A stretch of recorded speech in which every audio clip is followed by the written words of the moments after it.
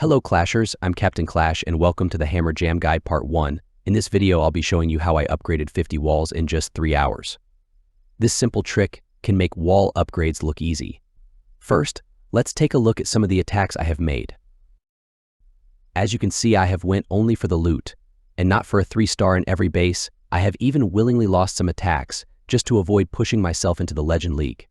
In all these attacks, as you see, I have barely used heroes and spells.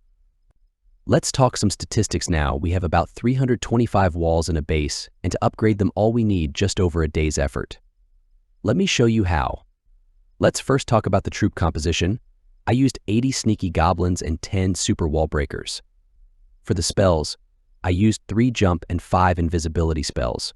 I recommend having the log launcher as the siege machine, as it can break walls and also take out some of the storages or collectors along with it. Based on the situation, we can always use it to gain an upper hand in the attack. Now let's break down the troops' training time in detail. Let's consider 4 different cases. First case, we don't have Golden Pass and Training Potion, in which we need 21 seconds to train a sneaky goblin and 60 seconds for the super wall breaker. Second case, we only have Training Potion, in which we need 5.25 seconds to train a sneaky goblin and 15 seconds to train a super wall breaker. Third case, we only have Golden Pass, but we ran out of Training Potion, in which we need 17 seconds to train a sneaky goblin and 48 seconds to train a super wall breaker. Fourth case, we have both Golden Pass and Training Potion, in which we need 4.25 seconds to train a sneaky goblin, and for a super wall breaker we need 12 seconds. Let's sum these statistics up and see how much time we need in total to train these troops. For the first case, without Golden Pass and without Training Potion, we need 38 minutes in total. For the second case, where we have a Training Potion without the Golden Pass, we need about 9 minutes and 30 seconds in total. The third case, where we have only the Gold Pass, we need about 30 minutes 40 seconds. In the fourth case, where we have both Golden Pass and Training Potion, we only need 7 minutes and 40 seconds to train the troops. Yes, you heard me right, 7 minutes and 40 seconds. That clearly means by the time you search for a base with good loot and finish the attack, you will have the next set of troops ready in the camp. This is how I upgraded about 50 walls in just 3 hours. But yeah, there is more to it. The attack strategy is also a key. Let's talk about the buildings now. For the resource collectors, a single sneaky goblin would be sufficient. However, if the march time is more, deploy 2 of them together. For the resource storages, we ideally need 3 sneaky goblins again. If we have a lot of ground to cover, I recommend using 4 or 5 of them based on the distance to cover. For the clan castle, ideally we require 8 sneaky goblins, but if the clan castle is somewhere deep inside or near the center, plan accordingly and use jump and invisibility spells while increasing the sneaky goblin count to 10. For the town hall, ideally we would require about 10 sneaky goblins. However, we need about 3 to 4 of them to get rid of the traps that usually surround the town hall, so don't forget to plan for that. Again, use the jump spells and the invisibility spells efficiently, and also you can increase sneaky goblins from 10 to 12 if there is a lot of ground to cover. Now let's take a look at one of the attacks.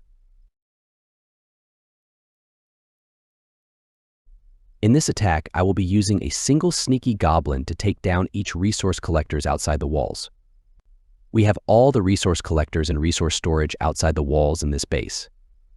However, the main reason why I chose to show this video is to demonstrate how many goblins are required to take down each building, and how do we take down the clan castle and the town hall when they are heavily guarded. I'll be using 3 sneaky goblins for each of the resource storage. Make sure you release all 3 of them simultaneously so that the storage is taken down quickly and you don't have to send more sneaky goblins to clean up the remains. 3 sneaky goblins can take down a resource storage easily, but if you need 2 to 3 seconds to reach to the storage, I recommend using 4 or 5 sneaky goblins. In this case, I could reach all the storages in a second or 2, so 3 of them were sufficient. I will not go for the dark elixir storage here, but if I had to, I would have used 4 sneaky goblins as the march time is more. Now, this is the strategy to take down the town hall. That is if the town hall is holding a good amount of loot, or if you don't want to lose the trophies. Use a jump spell and deploy 5 to 6 sneaky goblins to trigger the traps and the defense spells. Wait for them to time out and then redeploy 10 to 12 sneaky goblins and cloak them with invisible spell till they take down the town hall.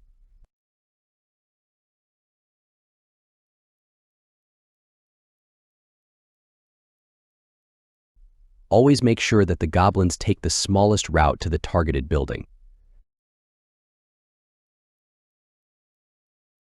Same strategy even for the clan castle. Deploy about 8 to 10 sneaky goblins, however please make sure you use invisibility spell based on the situation.